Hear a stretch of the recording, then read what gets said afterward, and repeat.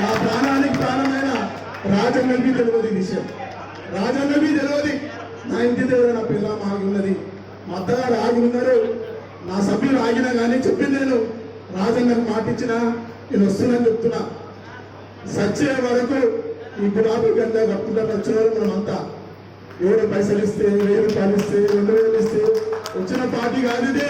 రాష్ట్రం తెచ్చిన మునగాలం మనం రాష్ట్రం తెచ్చిన మునగాలం మనం.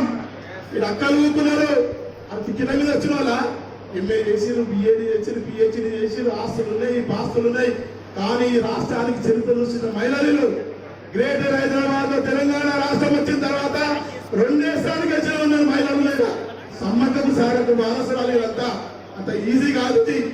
లక్ష్మణ్ రెడ్డి అన్న వచ్చినట్టనే, లక్ష్మణ్ అన్న వచ్చిందంటేనే మేము ఒక గ్రౌండ్ ఉన్నాం. మేము మా దగ్గర ఉన్న ఇంటర్నేషనల్ ప్లేయర్ ఉన్నాడా, ఇస్ అ డాక్టర్ ఉన్నాడా, ఇస్ అ లాయర్ ఉన్నాడు, 4000 మందికి ఉపాధి కల్పించిన మునగాడు ఉన్నాడు రాజన్నీడా.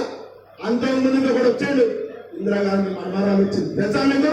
రాజన్న ఓడగట్టడానికి ఇందిరాగాంధీ మనమరాలు వచ్చింది. ప్రియాంక గాంధీ మీసి మీద ముచ్చం లేనోడు ఇందిరాగాంధీ మనమడు వచ్చాడు. వచ్చినా లేదా? మరి ఏమైంది? మలకజీవి పేరు చెప్తేనే ఒక్కొక్కరి గుండె ఆడుతూ ఉంటారు. ఎందుకు? యుద్ధమని మొదలుపెట్టాను రాజన్న. యుద్ధమని మొదలు పెడితే అది విజయమే ఉంటది. ఓటమి మా చరిత్ర లేదు. ఓడిపోయిన గ్యాంగ్ కాడు చైర్మన్, ఓడిపోయిన గ్యాంగ్ లో ఉండేచాడు చైర్మన్. ఒకటి ఈ మధ్యలో చెప్తా ఉన్నాడు గేట్ కీపర్. నేను గేట్ కీపర్ని 2 గేట్లు తెలుస్తున్నా, 1 గేటు తెలుస్తున్నా.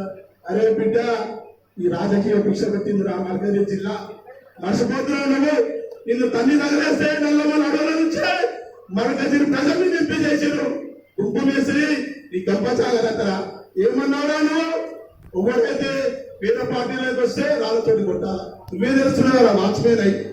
రాత్రులు చెప్తున్నాను వాచ్మెన్ 2 గేట్లు ఎంత జీతం నువ్వు? సభ్య సమావేశం రాజ్యాంగం ముఖ్యమంత్రి రాజ్యాంగం ప్రకారం సభతో మాట్లాడాలా. పేగులు నీకేస్తా, మెడలు వేసుకుంటా, ఆడ దొక్కుతా. ఎందుకురా భయం నీకు? కేసీఆర్ అంటే భయం ఎందుకురా? మీరు గొడవ అని చెప్పి పెద్ద తోపు నువ్వు. బిడ్డాను ప్యాకేజీ నీ ఢిల్లీలో ఉంటుంది, నీ చిట్టా అంతా ఢిల్లీలో ఉంటుంది. ఈ కాంగ్రెస్ సంగతి తెలియదురా. ఏమైనా దొక్కిరాలు ప్యాకేజీ పోవాలి బిడ్డ. నేను చెప్తున్నా, నెలకు 5000 కోట్లు పోలేదనుకో ఇంటికి పండి కలిసి గొప్ప వేసి పాలయ్యాలి. మనం పాల పంపించి బాగా కాబట్టి సభను తెలిసి మాట్లాడతా. మనం ఎలక్షన్లలో పోతున్నాం.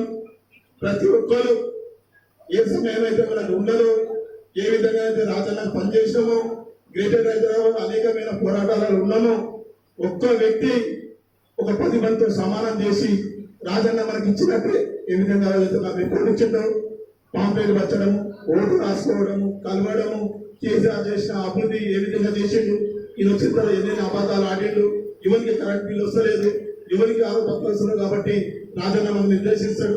ఈ సభ ఏదో పరిచయం ఉండి చెప్పింది కాబట్టి రాజన్న లాస్ట్ టైం చెప్పింది మనకు పరిచయం ఇది.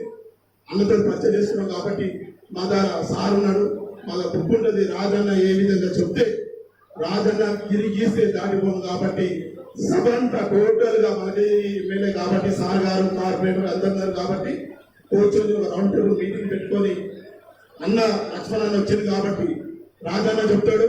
రాజన్న ఏ విధంగా అయితే ఉంటుందో బిట్టు నాకు నంబర్ ఇస్తాడు రాజన్న. 45 ఇచ్చింది అనుకో, 99 ఇచ్చింది అనుకో, మన ఎక్కడనే ఉంటుంది మా దగ్గర.